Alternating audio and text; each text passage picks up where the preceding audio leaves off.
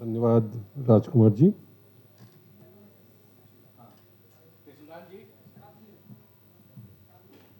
ठीक है, मैं लगा लूँगा। उपस्थित विद्वज्जनों को यथा योग्य नमस्कार, प्रणाम। प्रोफेसर उपेंद्र त्रिपाठी जी को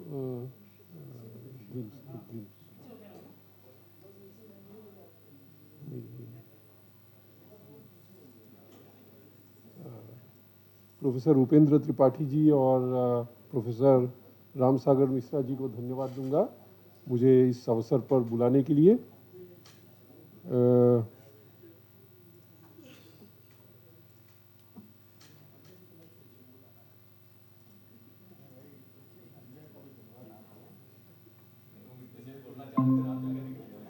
हाँ, गलती से, हाँ क्षमा करें।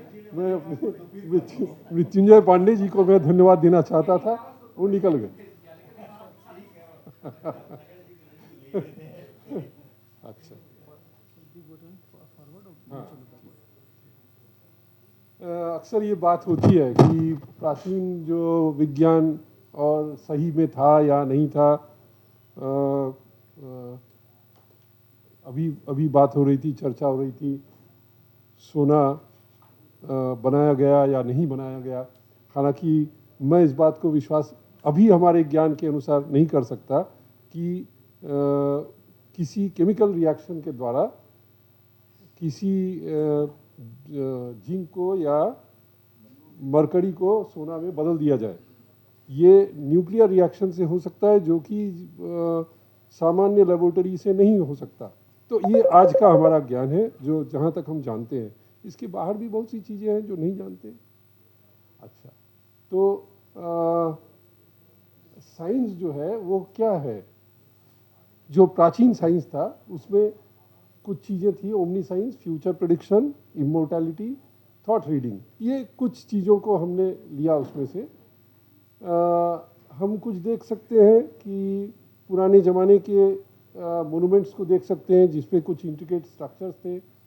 विमानों की बात आती है, कुछ ऐसे अस्त्र शस्त्रों की बात आती है जो पढ़ने पर बहुत भयंकर लगते हैं और समझ में नहीं आता कैसे बनाए थे।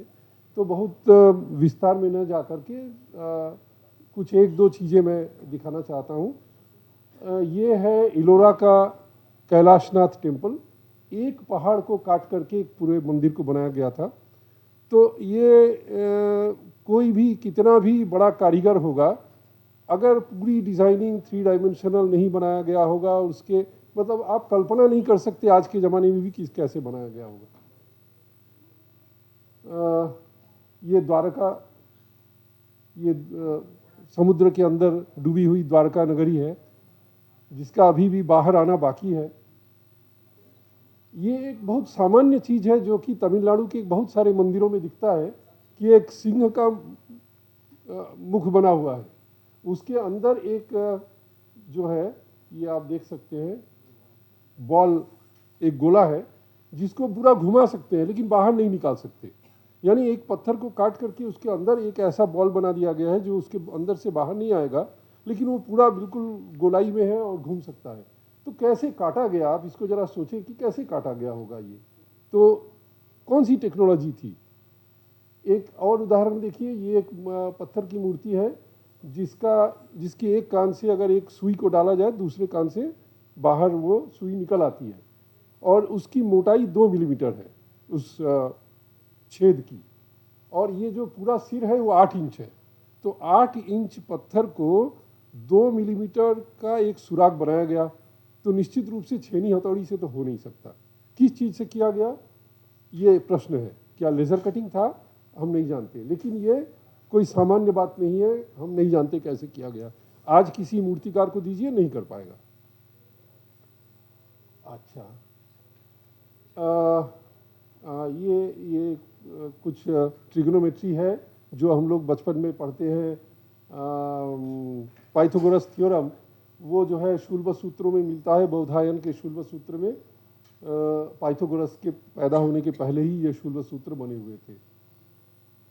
कैलेंडर के बारे में तो बिल्कुल विस्तार से अलग से बात करनी होगी, मैं इसको अभी छोड़ रहा हूँ।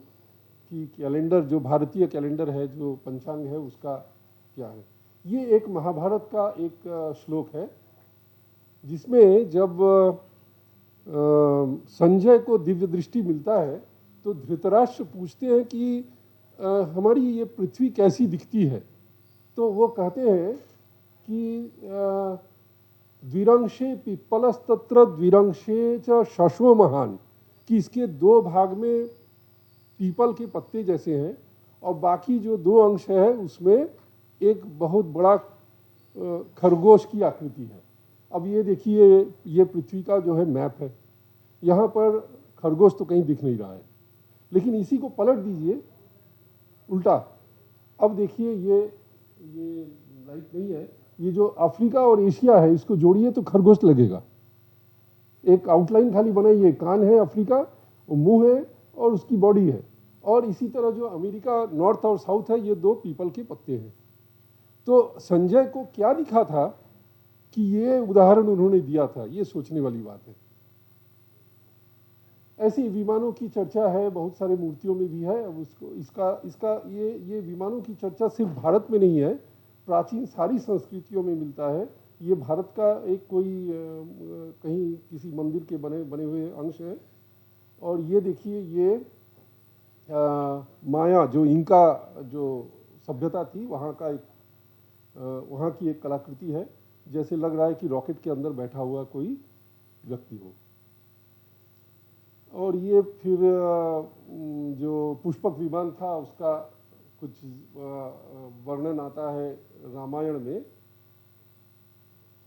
एक वैमानिक शास्त्र एक पुस्तक भी मिलती है, इसके बारे में बहुत चर्चा भी हुई है, बहुत विवाद भी है। कुछ लोग मानते हैं, कुछ लोग इसको नया मानते हैं।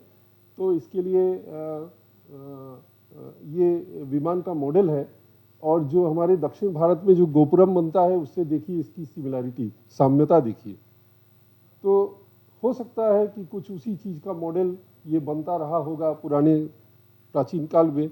बाद में हम लोगों ने धीरे धीरे वो जो टेक्नोलॉजी थी उसको हम भूल गए, वो काल के प्रभाव से हो या बाद में जो आक्रांता आए हमको एकदम बिल्कुल ख़त्म कर दिया उसकी वजह से हो, जो भी हो। अब बात आती है कि कोई भी ऐसी चीज़ हो, लेज़र की बात करें या विमान की बात करें, तो एनर्जी कहाँ से आएगी। लोग यही पूछते हैं कि कहाँ से इलेक्ट्रिसिटी थी, कोई कुछ तो था नहीं। बात है कि था, उसका देखिए ये अगस्त्य संहिता में है। बाहर किसी ने पोस्टर भी लगाया है कि ये बैटरी बनाने का ये जो गैल्वेनिक सेल है, ये आज का जो गैल्वेनिक सेल है वो है जिसमें हम एक जिंक का और एक कॉपर का दो इलेक्ट्रोड लगाते हैं और फिर इलेक्ट्रिसिटी पैदा होती है। और इसी को इन्होंने अगस्त्य संहिता में वर्णन किया है। संस्थाप्य मृण्मये पात्रे ताम्रपत्रम सुसंस्कृतम, मिट्टी के बर्तन में एक ताम्र के पत्ते को यानी एक इलेक्ट्रोड को लगाइए। छादये शिखिग्रीवेन चारदाभि काष्ठपांशुभि, उसको ढकिए शिखिग्रीवेन। शिखिग्रीव कॉपर सल्फेट को कहा गया है, तो कॉपर सल्फेट से उसको ढकिए। उसके बाद यहाँ पर है दस्ता लोष्टो निधात्वयः, दस्ता यानी जिंक। तो इन सबों को जो है लगाने से क्या होगा, संयोगात जायते तेजो मित्रा वरुण संगीतम, उससे जो तेज निकलेगी उसको मित्रा वरुण जो है तेज कहा गया है। और फिर इससे क्या होता है, इस तेज से अनेन जलभंगोस्ति, जल जो है टूटता है और क्या बनता है, प्राणो दानेषु वायुषु, दो तरह के वायु उसमें से निकलते हैं, एक प्राणवायु दूसरा उदान वायु, यानी हाइड्रोजन और ऑक्सीजन, इन दोनों में टूटता है। और इसके तरह इस तरह के अगर एवं शतानाम कुंभानाम संयोग कार्यकृत स्मृतः, ऐसे अगर 100 घड़ों को आप जोड़ेंगे यानी सीरीज में जोड़ेंगे तो फिर जो है आपका काम लायक जो है बिजली आपको मिलेगी। और इसको अगर एक ऐसे वस्त्र से, वायु बंधक वस्त्रेण निबद्धो यानमस्तके उदान स्वलघुत्वेन विभत्याकाश यानकम, अगर जो उदान वायु है उसको अगर आप ऐसे कपड़े में बंद करेंगे जो कि वायु को जाने न दे, तो फिर आपको वो उड़ा ले जाएगा, वो आकाशयान बनेगा। तो अब ये देखिए, ये पूरा जो विवरण है उससे पूरा साफ मिलता है कि कैसे इलेक्ट्रिसिटी बनाई जा सकती है बैटरी से, और फिर उससे जो जल है, वाटर है, उसकी स्प्लिटिंग करके हाइड्रोजन ऑक्सीजन बना सकते हैं। हाइड्रोजन को फिर यूज़ करके फिर जो है बेलून टाइप का भर करके आप ऊपर उड़ सकते हैं। और इसका एक प्रमाण वो मिला है जिसको बगदाद बैटरी कहते हैं। दुर्भाग्य से ये हमारे देश में नहीं मिला, या सौभाग्य से मिला है, यही बहुत बड़ी बात है। बगदाद में, हाँ आप सही कह रहे हैं, वो भी भारत का ही पार्ट था। बगदाद बैटरी ये जो है मिला है, और ये इसका कंस्ट्रक्शन है, और इसमें ठीक वही जो अगस्त्य संहिता में वर्णित है वही बना हुआ मिला है, कई हजार साल, कई सौ साल पुराना। देखिए कुछ इसमें समय भी दिया होगा, 150 बीसी से 223 एडी के बीच में ये बना होगा, और इससे वही काम होता था। और इसको जो है, जो डिस्कवरी चैनल है, उसमें एक मिथबस्टर प्रोग्राम आता था जिसमें इसको करके दिखाया गया कि इससे कितनी बिजली पैदा होती है इस बैटरी से। तो ये एक जो बात होती है ना कि सारी चीज़ें अरे थी, वेदों में थी नहीं भाई, इसका प्रमाण है। अब आते हैं रसायन जी। मुझे जानकारी नहीं है, ये सीरीज में जोड़ने वाली बात है, और बिल्कुल हो सकता है, और वो जो डिस्कवरी चैनल में भी सीरीज में जोड़ के ही दिखाया। हाँ हाँ। तो फिर आते हैं रसायन शास्त्र में। अभी हमारे अनुज प्रोफेसर मिश्रा जी ने बहुत कुछ बताया, मैं 2-4 मिनट में 1-2 बातें और जोड़ देता हूँ। नागार्जुन थे, नागार्जुन का नाम आता है रसायन विदों में सर्वश्रेष्ठ शायद माने जाते हैं। उनका एक वाक्य है, सिद्धे रसे करिष्यामि निर्दारिद्र्यमिदं जगत। रस को सिद्ध करके इस जगत से दारिद्र्य को दूर कर दूंगा। यानी अगर रस सिद्ध हो जाए, रसायन में आप जो है सिद्धि प्राप्त कर लें, तो आप सारी कष्टों को दूर कर सकते हैं, सारी दरिद्रता दूर कर सकते हैं।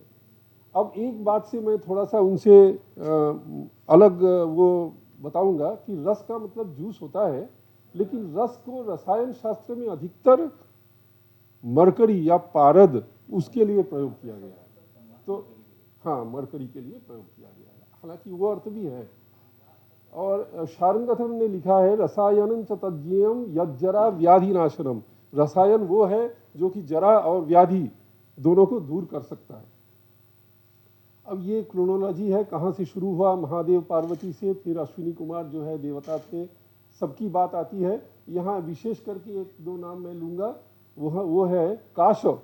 दाहिने तरफ देखें, ये इंडिकेटर काम नहीं कर रहा है। काश, दीर्घ तपस, धन्वंतरी, ये काशी की परंपरा है, काश से ही काशी है। और दीर्घ तपस, धन्वंतरी, केतुमान, दिवोदास, ये सब काशी के ही राजा थे कहा जाता है, और मतलब काशी में ही ये विद्या शुरू हुई कहा जा सकता है एक तरह से, और यहीं पर इसका जो है इसकी चर्चा होती रही है। फिर ये और वैज्ञानिकों के नाम है, कणाद, चरक, सुश्रुत, कौटिल्य, पतंजलि, नागार्जुन, वाग्भट। अब इसमें कौटिल्य को सब लोग जानते हैं अर्थशास्त्र के लिए, तो मैं रसायन में क्यों नाम ले रहा हूँ, बाद में एक स्लाइड में मैं दिखाऊंगा क्यों नाम ले रहा हूँ।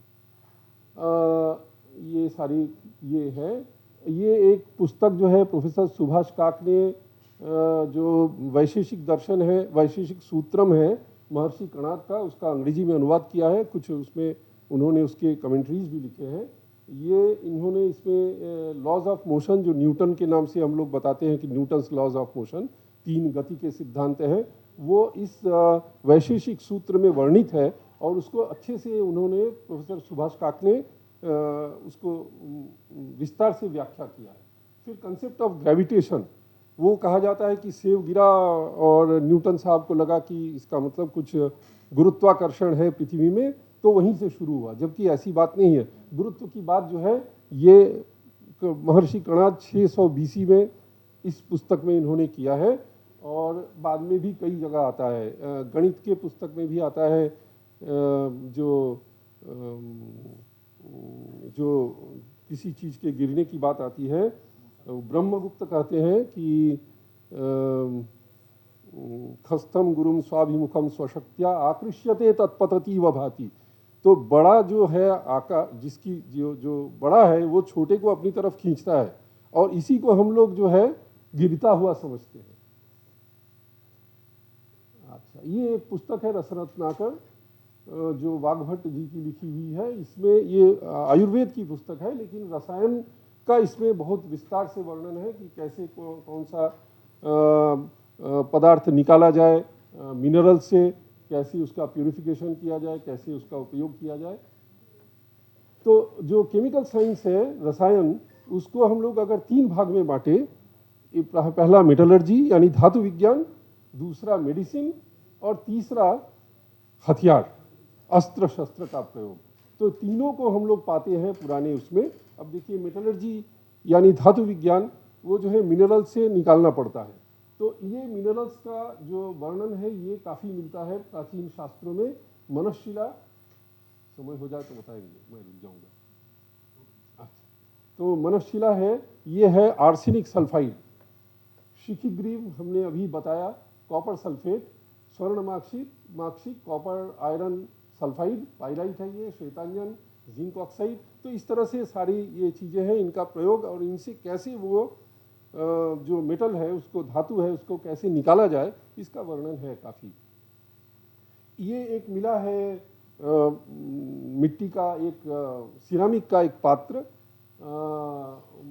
हड़प्पा में, वहाँ पर, जिसके अंदर काफ़ी सारे जो इस तरह के पत्थर हैं वो पॉलिश किए हुए, भरे हुए मिले हैं। तो इनका प्रयोग हजारों साल से हमारे देश में होता आ रहा है। और किसी ने पहले भी कहा है कि वेदों में बहुत वर्णन है। तो ये एक वेद का मंत्र है, हिरण्यं च मे आयश्च मे श्यामं च मे लोहं च मे सीसं च मे त्रप च मे यज्ञेन कल्पन्ताम। तो सोना, चांदी, तांबा, लोहा, सीसा और टिन का सबका जो है वर्णन आता है। स्टील की बात मैं कर रहा हूँ अभी, स्टील जो है दूसरे फॉर्म में। ये एक कुछ साल पहले बिजनौर में ये कुछ सोने के आभूषण मिले, वो भी हड़प्पा कालीन था। तो तांबे के बर्तन और सोने के कुछ जो है ऑर्नामेंट्स मिले। ये उत्तर प्रदेश की बिजनौर में ही है। ये तांबा, ये मैं अब 1 मिनट में समाप्त करूंगा। ये तांबे के कुछ बने हुए हैं और इनका जो डेट है वो है करीब आज से 10,000 साल पुराने। तो पूरे विश्व में तांबा का सबसे पुराना प्रयोग यही दिखता है, जो कि मेहरगढ़ बलूचिस्तान में और भारत के भी है, कहाँ कहीं पर नहीं, आज के भारत में भी वो तो है ही है, बलूचिस्तान तो ही है। तो ये कॉपर एक्सट्रैक्शन का मेथड है। मैं इनको अभी बिल्कुल अभी तो पार्टीशन हुए 100 साल भी नहीं हुआ। हाँ, तो ये है, ये स्टील की बात आती है। ये स्टील अब इसके जो आयरन पिलर है दिल्ली में, हम सब ने देखा है, ज़्यादातर लोगों ने देखा है। तो ये 300 सी में चंद्रगुप्त विक्रमादित्य ने बनाया था। और इसमें इसको इस तरह से बनाया था, इसमें कुछ फास्फोरस की क्वांटिटी अधिक है और इसमें जो है जंग नहीं लगता। वहीं खुले में खड़ा है इस तरह से, लेकिन इसमें कुछ हुआ नहीं। यहाँ तक कि बीच में कुछ आक्रांताओं ने इसको उठाने की कोशिश की और इसमें तोप से गोले दागे, तो उसका एक निशान बना हुआ है कि कुछ बीच में डैमेज हुआ है, लेकिन जंग नहीं लगा है। और ये एक ऐसा ही एक और है जो कि कर्नाटक के मूकांबिका मंदिर के सामने लगा हुआ है। इसको थोड़ा और पुराना कहते हैं वहाँ पर। जो भी हो, 2000 सालों से लगभग लोहा जैसे का तैसा खड़ा है, उसमें जंग नहीं लगा है। जिंक के बारे में एक बात है, वो ये है कि ये राजस्थान में मिला है जिंक के रिटॉर्ट्स निकालने के लिए, जिंक का एक्सट्रैक्शन। इसमें बात महत्वपूर्ण ये है कि जिंक जो है, जिंक ऑक्साइड को जब स्मेल्टिंग करते हैं तो लगभग 1000 डिग्री टेम्परेचर चाहिए ताकि वो जिंक में उसका रिडक्शन करे। और 1000 डिग्री टेम्परेचर पर ही जिंक का वेपराइजेशन शुरू हो जाता है। यानी जब हम रिएक्शन करेंगे तब वो मेटल वेपर होकर के निकल के ख़त्म हो जाएगा। तो इसके लिए ऐसा रिटॉर्ट चाहिए जो कि बिल्कुल उल्टे दिशा में हो, उसके वेपर्स नीचे आए।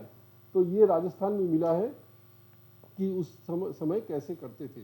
यूरोप में 18वीं शताब्दी में जिंक का जो है आइसोलेशन शुरू हुआ, यानी करीब करीब 1800 साल तक भारत का कोई जोड़ नहीं था जिससे जस्ता या जिंक जो है और कोई बना नहीं सकता था।